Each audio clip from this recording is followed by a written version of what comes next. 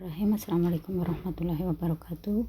Hari ini kita melanjutkan pembahasan mengenai lichen. Nah, dalam hal ini kita akan mempelajari mengenai karakteristiknya, organisasi talusnya, dan reproduksinya. Nah, lichen ini sebetulnya adalah simbiosis antara fungi dan algae. Fungi disebut mycobion dan algae disebut pycobion. Hubungan simbiosisnya disebut haliotisme. Nah, untuk mycobion sendiri, dia berfungsi untuk melindungi algae dari kondisi lingkungan yang kurang menguntungkan, sedangkan pycobion dia mensuplai materi organik. Pada simbiosis ini, fungi lebih menonjol komposisinya karena hampir 90% adalah fungi. Nah, yang unik dari lichen ini adalah morfologinya sama sekali tidak menunjukkan fungi atau algae. Jadi tidak sama dengan fungi, tidak juga sama dengan algae, atau tidak mirip dengan keduanya.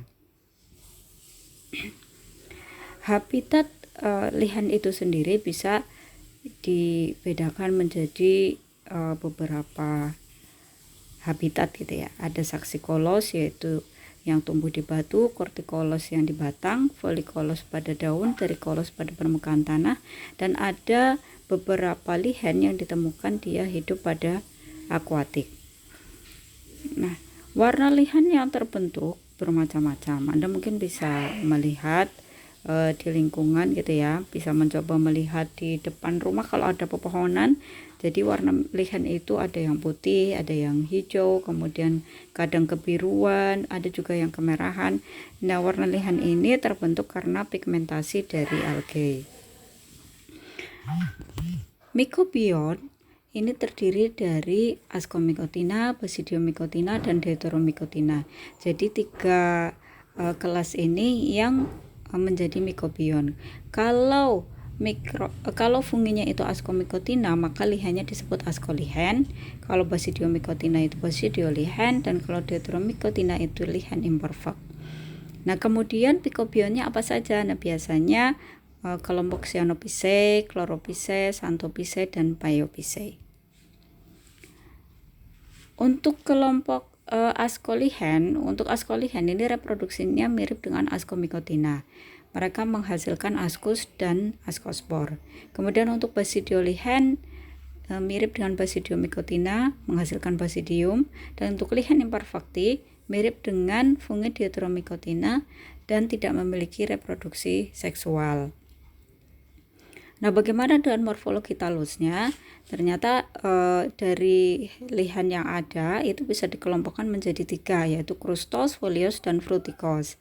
Kalau krustos, ini bentuk talusnya tipis, menempel sangat kuat pada substrat. Nah, Anda bisa melihat seperti bercak-bercak di batang, kemudian di batuan. Nah, itu jenis krustos.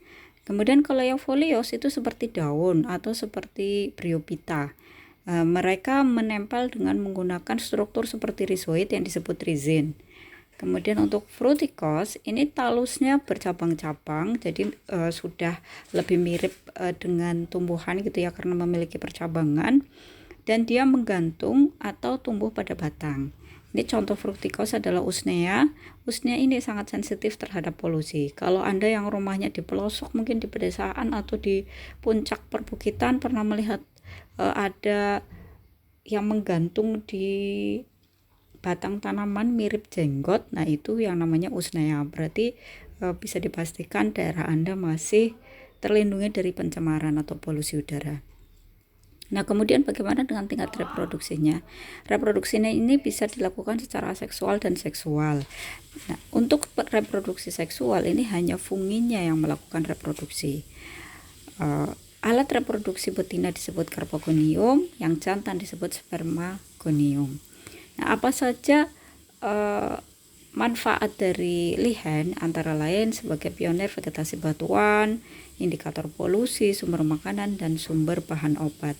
Nah, mungkin itu yang bisa saya terangkan mengenai lichen. Saya persingkat, nanti tanya jawab bisa dilanjutkan pada chatting. Terima kasih.